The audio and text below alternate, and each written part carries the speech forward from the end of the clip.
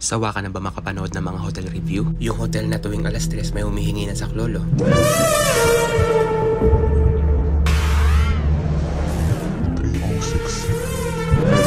Ewan ko narinig na may umiiyak.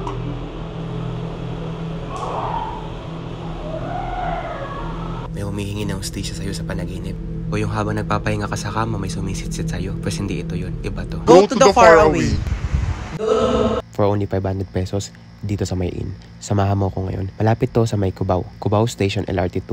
Harap mismo to ng gateway. Daanan to ng mga jeep na kung saan lahat ng jeep sa buong bansa dumadaan dito. Maraming bus terminal, maraming taxi, kung saan magulo kapag gabi. Dito ka na sa May Inn. Sa halagang 500 pesos mo, dito mo malalasap ang kalinisan. Dito mo malalasap yung katahimikan. Dito mo mafe-feel na para ka na nasa bahay at napakalinis. Tinalo yung sogo. Sa 500 pesos mo, dito ka makaka-experience na may magic window sa pader na kala mo tatagos ka sa portal ni Dr. Strange.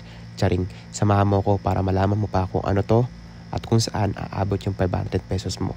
Netflix and chill, sagot ka ni May Inn. Netflix and chill, dito ka lang bumaba sa may LRT2, Cubao, harap ng gateway. Kaya ngayong gabi, ginagawa ko to para samahan nyo ako. Hindi lang para samahan nyo ako para makita ko ano yung makikita ko ngayong gabi. Sasamahan nyo ako para makita nyo ko ano nga ba yung experience or saan nga ba aabot yung 500 piso ng buhay nyo. Kaya halika na, ito na ang bagong episode natin ng Reviewing the Cheapest Motels here in Metro Manila. May Inn. Let's see this. Let's give it a try. Uy, check in today, lowest. Weekdays 20% off. OMG. Up. Promo extended weekdays. Mapa-YouTube kayo, ha? Teka lang. Ganda ng Aerox, guys. Be safe.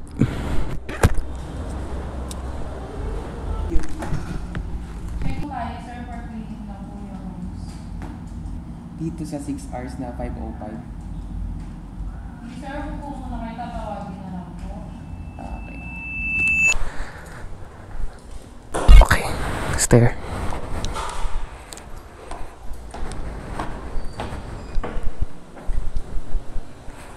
Aba, malinis guys.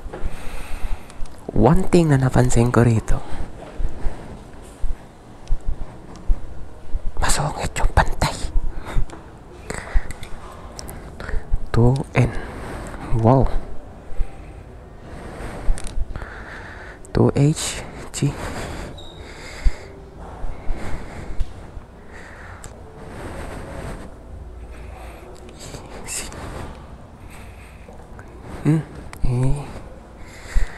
Okay.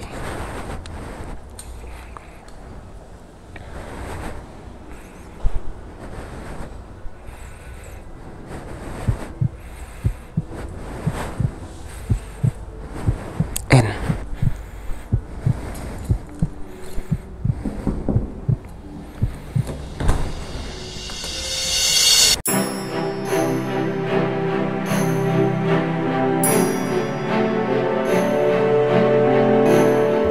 What is up guys? Na-miss nyo ba ako?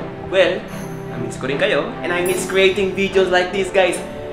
First of all, alam ko, meron tayong mga chismis sa mukha at one of the reason kung bakit nagpahinga rin tayo kasi yan. Hindi ko na kayo matiis eh. Namimiss ko na rin ang pagbibideo at pagsasalita dito sa camera natin for tonight's video guys. Nandito tayo ngayon sa May Inn Hotel dito sa May Cubao. One thing na napansin ko dito pagpasok natin, guys, ito yung pintuan sa likod at ito yung kwarto. Napaka-aliwalas na guys. Mukha ko lang hindi maaliwalas. Pero itong kwarto guys, napaka-aliwalas niya. This is for 505 weekdays. Meron sila, I think, 20% na discount. Alam nyo guys kung ano yung pinaka-selling point nila dito?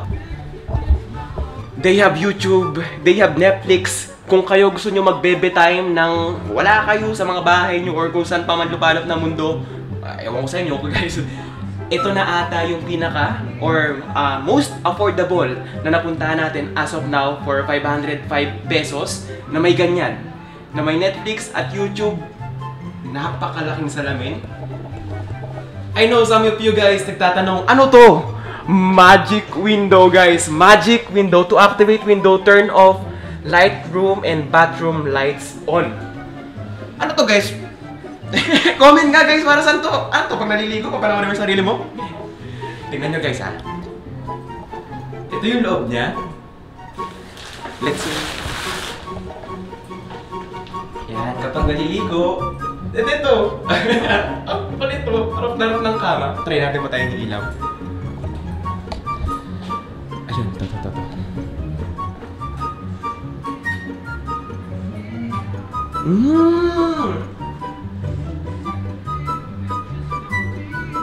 See-through na guys, see-through. Ito yung kwarto oh. Wow. Actually guys, marami tayong nadaanang motel dito sa Cubao. Siyempre guys, alam naman natin, Cubao, isa to sa puntahan ng mga, alam nyo na, ng mga tito, ng mga kuya natin na bagong sweldo. Yan. Para ko nalaman guys, sa mga comment nyo, nagbabasa ako ng mga comment nyo, and eto yung isa sa kumuha ng attention ko ngayong gabi. May-in, actually yung itsura niya sa labas, maganda. At tingin ko parang ka-level siya ng mga Astrotel at Sogo. I think, ang ganda niya oh, ang linis. At alam ko ang pinaka-hinihintay nyo. About cleanliness ng buong kwarto, mabango siya. Actually guys, it smells like a fresh room. Minty, as in fresh. Walang bakas ng amoy kulo, walang bakas ng amoy pawis. Let's check the bed kung gaano kalinis tong kama na to.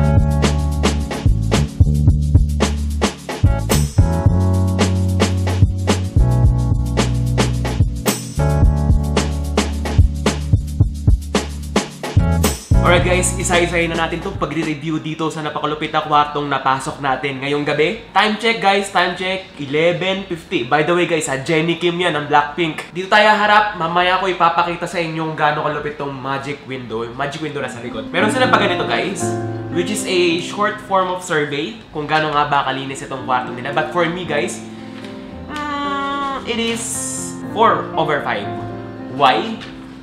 Pakikita ko sa inyo, may tissue sila dito guys. Para saan kaya itong tissue na to? Maybe pag umorder ka ng pagkain nila, baka tumapon nga naman, or baka karoon ka ng mantika dito, mahawa dito sa napakaputi nilang kumot. Kaya malikot guys ha. Kaya malikot, tissue lang yan. Sabon nila, ewan ko ito kung aabot sa katawan nyo. Parang ano to eh, yung mikmik eh, yung kaw-kaw. Alam nyo, nabutan nyo yung candy na ganito? Isa. Ay, ito.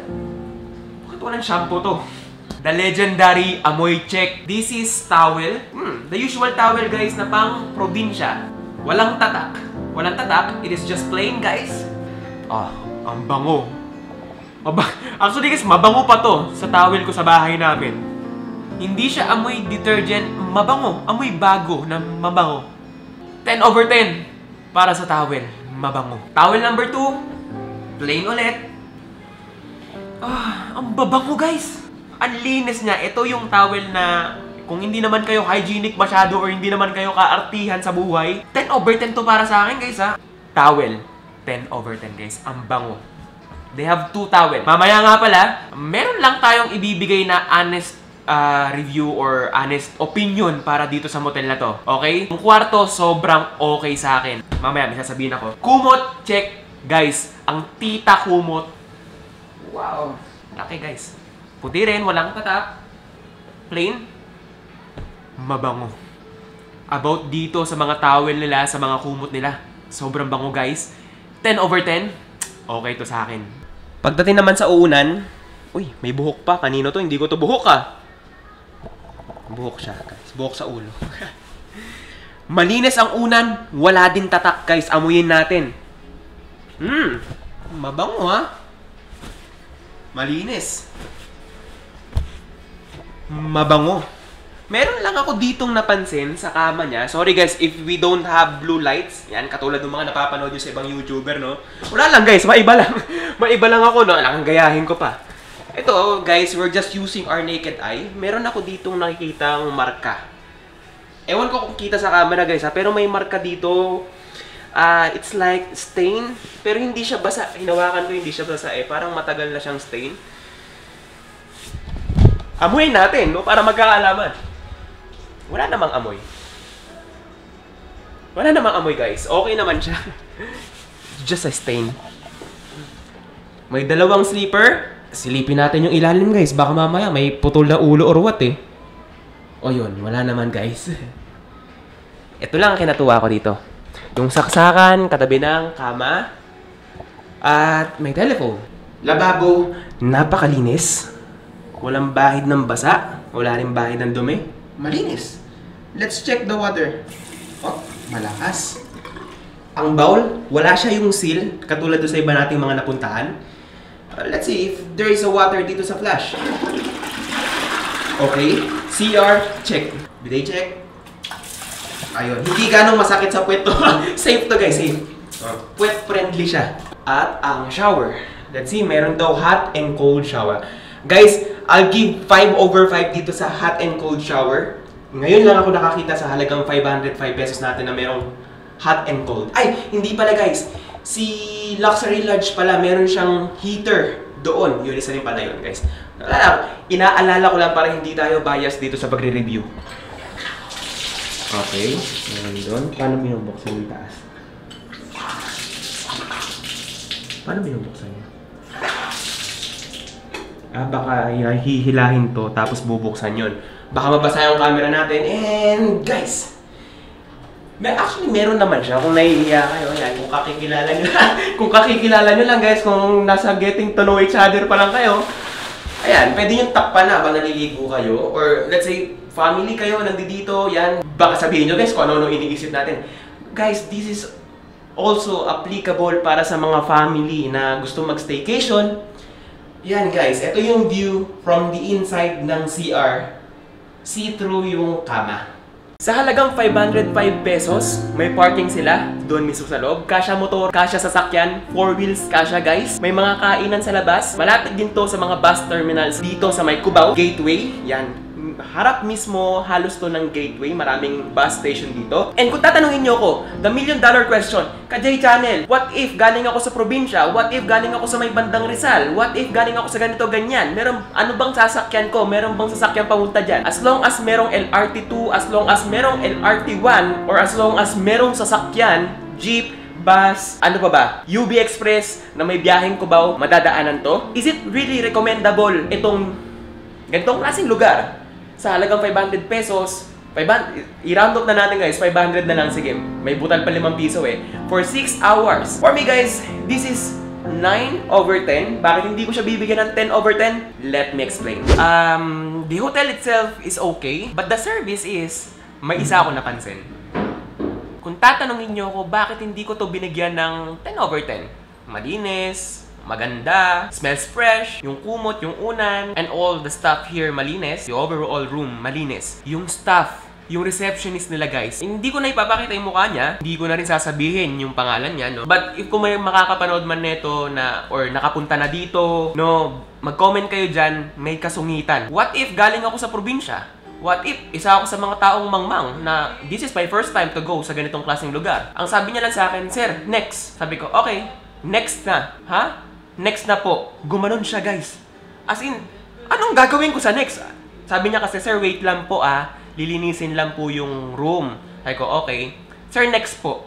Sabi ko, anong next? Next, bayad ba? Or what? Kasi sabi ko, bayad na po ba? Hindi na po pag may room na. Simple misunderstanding yung nangyari sa amin kanina. Pero na-feel ko yung init ng ulo niya. Na-feel ko yung pagkairita niya. I don't know kung kanina pa siya naka-duty. I don't know kung may pinagdadaanan siya sa buhay niya. Well, I look into the side na lang na may pinagdadaanan siya kasi masungit siya. But regardless, kung may something going on sa buhay niya, nasa trabaho niya siya, okay? And part of work niya is ang maging accommodating, maging approachable, maging hospitable sa mga guests nila dito, no? Yun lang, overall, okay pa din naman siya. Pero hanggang sa pag-akyat ko, ramdam ko yung sungit niya. Comment guys, may in kung na-experience nyo na rin ba yung ganitong klaseng experience sa receptionist dito sa baba. Bago magkalimutan, pader check. Guys, sa halagang 505 pesos ng buhay nyo for 6 hours of stay, pader bato guys, bato. Bato. Bato guys. Dito sa divider ng ng kwarto. Bato din. Yung CR. Ito ang kahoy, yung CR. Pero yung the divider ng mga room, bato siya. So, technically guys, kung ingay lang naman ng tao, I can say, from here, inside, soundproof naman siya. Safe kayo dito guys. 10 minutes na tayong nandito at i-check naman natin tong TV nila. Guys, it's real! Wait lang. Bago ako mag-it's real dito. Guys, so chinek ko yung TV nila. And it's real. May YouTube. May Netflix. Let's try this Netflix. Ano ba to? Press okay. Netflix. Login your account. Ayun lang. Wala silang free Netflix na account dito. Pero let's see if may internet. Nagbukas guys. Wow! May account guys! May account! May account siya guys. Kung kayo seswertehin, no? Gusto nyo mag-Netflix and chill ng kasama mo, ng jowa mo, ng friend mo, or kung ano pa man yan, ng baby mo, ng baby ng buhay mo, at nagkataon na meron naka-login na account ng Netflix. Look at that, guys! May Netflix. See? Although may Netflix kami sa bahay and I know our accounts, no? Account. Yan. Tingnan mo naman. Diba? Wala nang kahasel-hasel. Bubuksan mo na lang yung Netflix. Para sa TV nila na may Netflix, guys, 10/10. Sagot nila ang Netflix and chill ng buhay mo. Ang ganda guys, sulit ang 500. Around 20 minutes tayong humiga dito sa may kama while watching news and Netflix. Yes guys, ulitin ko na ulit. May Netflix. Pwede kayong mag-login ng sarili nyong account. But this time, fortunately, meron lang naiwan na account dito sa Netflix nila. Kaya, yeah, pag-click ko, binuksan ko na lang, and then nanood ako ng Netflix. Ngayon, I'm watching balita sa YouTube, guys. Ang lakas ng internet nila, mabilis yung wifi nila sa TV at sa cellphone. Etong pinanonood ko, guys, YouTube yan, and so far, wala naman buffering na nangyayari. Same doon sa Netflix. Pauwi na tayo, magpe-prepare lang ako. All in all, napakaganda na itong kwarto na to sa halagang 500 pesos for 6 hours dito sa May in Cubao. Harap mismo ng gateway. Again guys, bago to sa akin, magic window. Yung salamin na malaki, although katapat siya ng kama, it's not creepy. Kung tatanungin nyo ako, creepy ba yung pakiramdam dito ka J-Channel? Alas 12 ng gabi ngayon, yung boses ko nga parang pampatulog na di ba? Wala akong naramdamang creepy vibes dito. Tahimik, payapa. Actually, it's a homey vibe. Napaganda nito. Gear up lang tayo and alis na tayo.